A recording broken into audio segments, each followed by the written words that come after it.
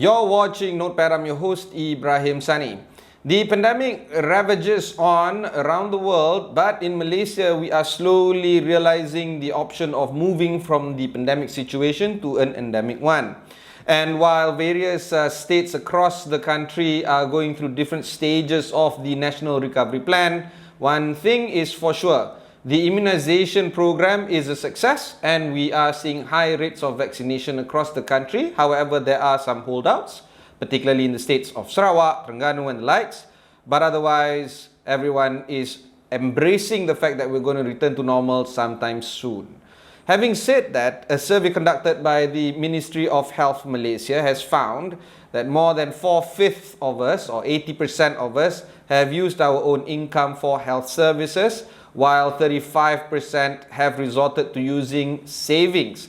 The conversation that needs to be had is this: how do we protect ourselves when it comes to health moving forward? Do we need to buy better insurance? Does the government need to improve on its service delivery system, particularly public healthcare system, or is there other solutions that needs to be discussed?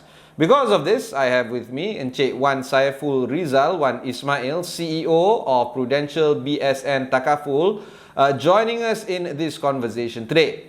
Wan, thank you for taking the time to speak with us. Let's talk about some of the current trends that are currently happening. You, of course, being a Takaful provider, you are into life, you are into health. What have you seen when it comes to the trend of Malaysia and Malaysians moving forward during the pandemic, and how has this changed prior to the pandemic? Well, thanks a lot, Ibrahim, for first of all inviting me to the show.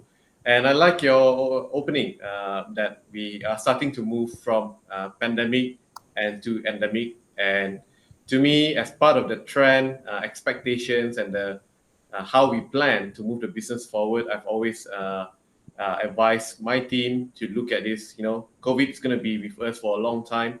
Endemic is going to be for a long period. So how do we navigate ourselves, recognizing the trends that will happen?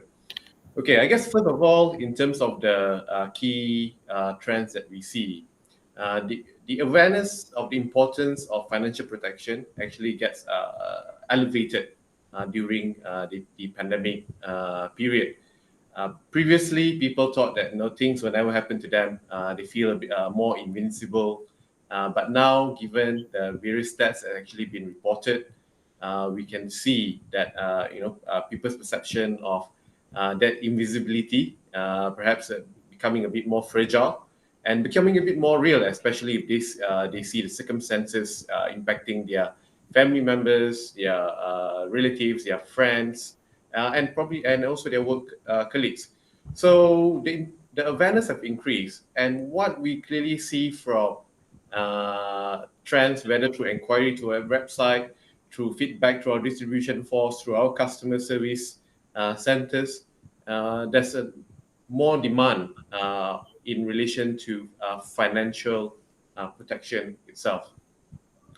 But the next trend that we see is also in relation to the different issue of the income impact to income arising from the pandemic.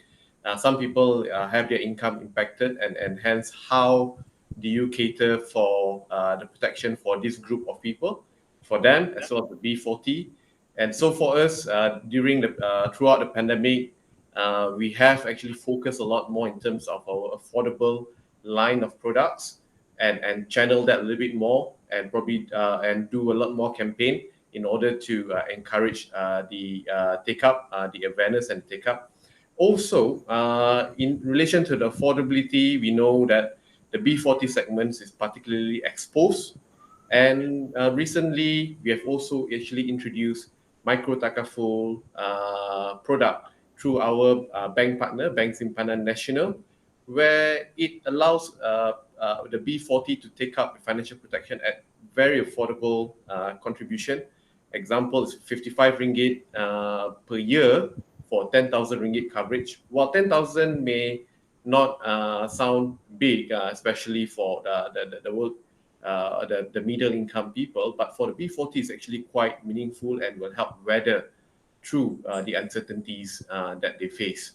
Yeah, but my question was about trends, the market trends that you see during the pandemic versus prior. Let's address that. Okay.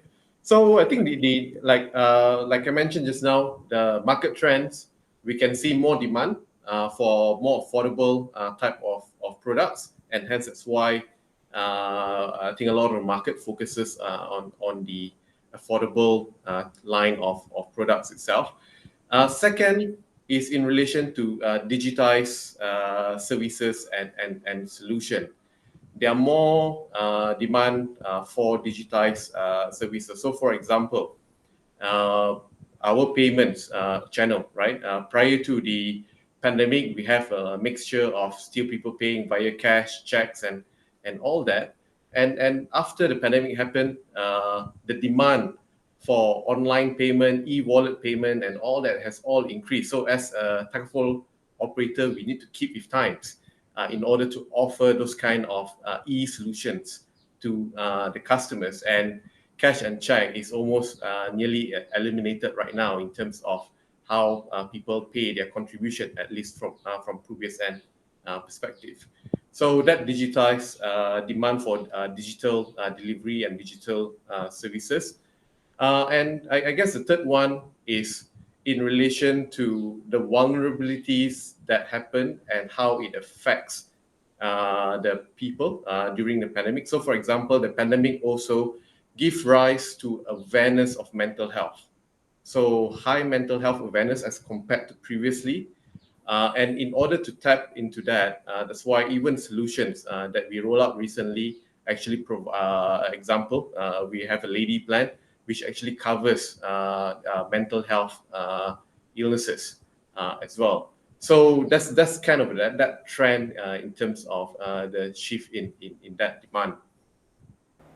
Why is it just protecting the woman? Men don't suffer mental health, or how is it structured in the insurance world? Okay, so we do our focus group. We do our various market testings and all. And what we find out is not men don't suffer from it. It's just more in terms of we will offer similar products to the men in due course. It's more when we look at it, the awareness in terms of mental health issues and the discussions around mental health issues amongst women, they are more prevalent, and hence that's the reason why we introduce it first for women. Of course, we will follow suit for the other segments as well. Is it in the pipeline very soon? Something that you're going to announce this year, maybe, or it's still way down the line?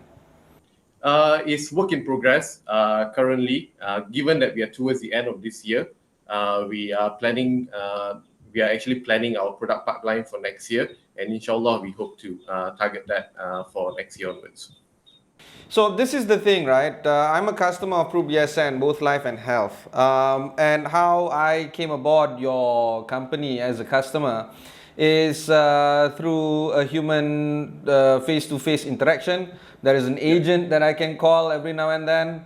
And this high human touch is extremely crucial for me to not just understand the product better, but to navigate this very, I guess, important, not necessarily urgent kind of service for my own personal protection, i.e. my financial protection and my health protection. You were talking about digitalized world. You know, as this may come as a surprise to many, but I am a rather introverted person. I don't normally like to, go to parties and all that. I don't normally like to, intermingle with a lot of people. And if something can be digitized, I want it to be digitized, so to speak. I would prefer a WhatsApp message rather than a phone call, yeah, something like that. But when it comes to insurance, I tried, yeah, I tried to do things digitally. It just didn't work out for me. So I don't know, what is the customer behavior here? Is it something in a point where you will have to digitize anyway, this kind of behavior, or that high human touch has to succeed no matter what? Yeah. I guess that's a very good question. I remember even a few years back, a discussion of digitize and whether digital means will overtake, all the face-to-face channels and all that. I mean, to me, different people have different strokes and their preference in terms of engagement. But to your point, in terms of digital, there are a lot of people, and when we did our customer survey, still still needs the advice component of it from our Takaful consultants or some of our other channels which provides that advice. And we what we're doing is we're trying to gel the best of both worlds from digital as well as the need for advice. And when pandemic happened, we actually roll out remote enrollment option where you can actually sign up for our plan without meeting the agent face to face. You can also carry out. We have also rolled out remote servicing option where the agents can actually attend to any servicing requests without even coming face to face with the customers. And also, we have digitized a lot of our service requests where customers themselves, I mean, if they don't really, if it's a simple request, they're not keen to just contact the agent with it. A simple request, they can come straight to our customer service, whether it's through call, through emails, and all that, and this will all be attended to without even needing to step foot outside the house. So we have actually pivoted from a digital angle to enable the from the onboarding to the servicing of the customers without the need to for the customers to even meet face to face with anyone. Yeah, but it must be a little bit of a cost burden for you guys to continue to employ agents, right? I mean, I don't know. I mean, if I were to lead a company like PruBSN, I would want everything to be automated, even if the customers may have some resistance to it. You want to talk through that with us? Okay, so for PruBSN, we look at ourselves as truly providing the different options to the different segment of customers. So, for example, if a customers want to buy directly from PruBSN, we do have our direct and online channels available in order to purchase directly from the company.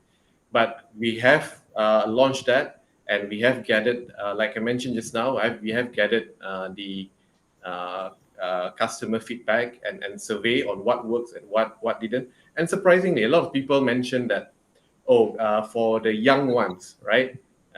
In particular, they will buy everything online as much as they can. They will do anything online.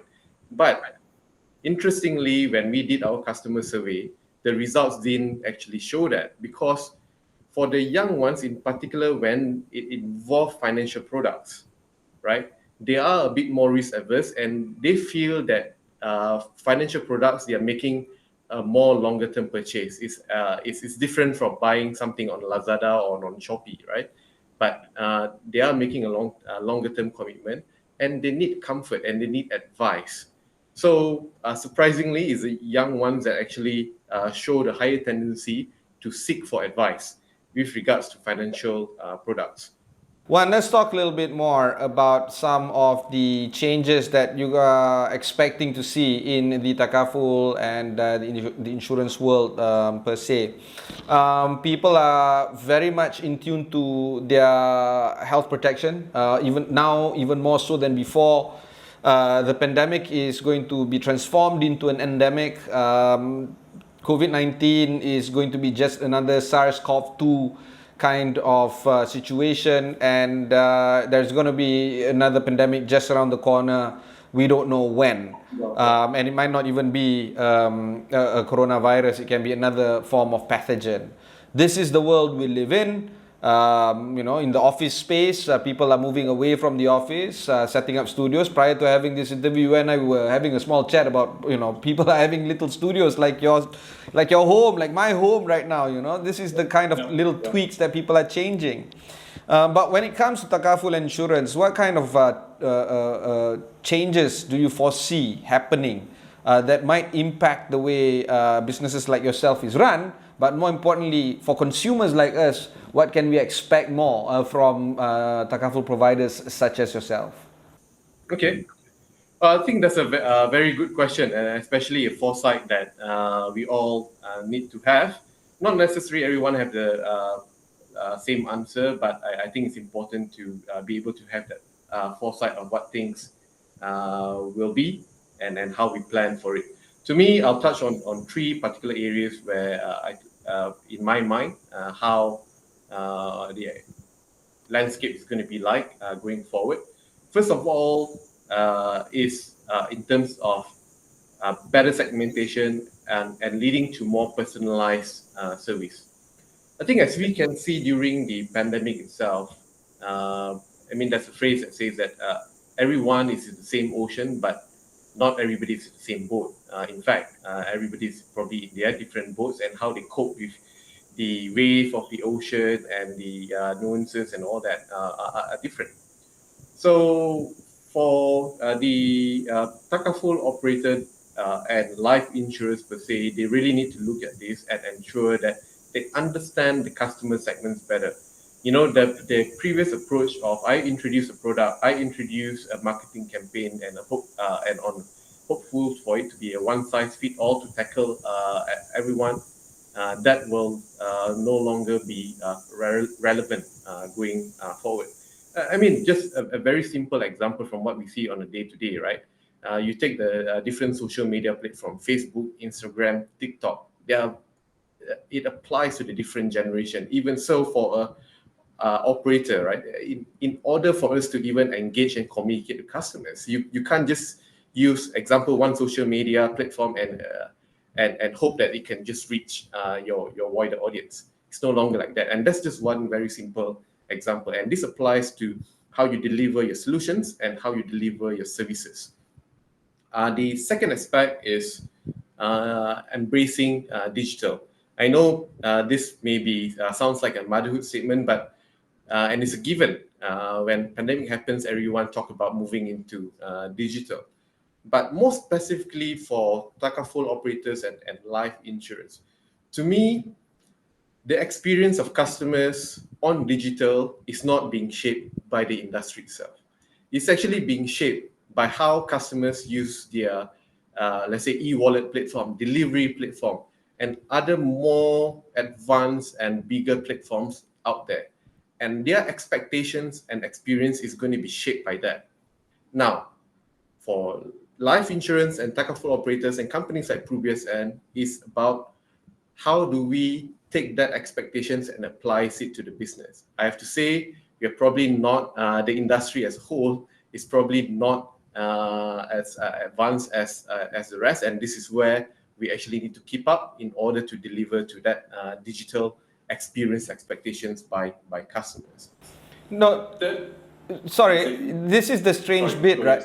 Sorry to cut you off, pardon me, but this is a very strange bit because, I know companies like yourselves, you have to embrace digital, you have to look into, quite seriously, invest as well, billions of dollars if need be, in insurtech and all that. But why some of your competitors lost out to me is because you guys had the high human touch, strangely enough. And I don't know why this is the case. And you're right, I consider myself young. Sorry to disappoint a lot of people out there. Despite me being close to 40, I don't care, I'm young. And I'm digitally savvy, and I'm highly attuned to the world of the internet. But I still prefer a human being to talk to when it comes to something as important as, thousands of ringgit that I'm going to pay every month. And I do pay thousands of ringgit, not just for me, but for my wife, for my kids, and so on. This product better be damn good, and it has to be damn good in order for you to earn that thousands of ringgit from me. And why? Because it's a partnership, right, between the provider and between the insurance provider and the client. And here it is. This is the thing that I want to talk about. It's a very strange place to be, because while we all want to embrace digitization, we just cannot let go of that human aspect. I don't know whether this is going to be scalable in the future when you want to build a company, that is, future proof, company that is that can be modulated and built upon quickly. Right? How do you struggle between these two very conflicting ideas? High human touch but digitization. I know we spoke about it just now, but since you mentioned it again, let's explore this again. Okay. So I think that's a very key point, and this is consistent with the results of the survey, and I think I've mentioned just now, Ibrahim as well, that when it comes to financial products, the young ones, and you are the young ones, right? When they need to commit hundreds or thousands of dollars, and they need to commit for a long period of time, the human touch or the human aspect is still very important to give them that comfort.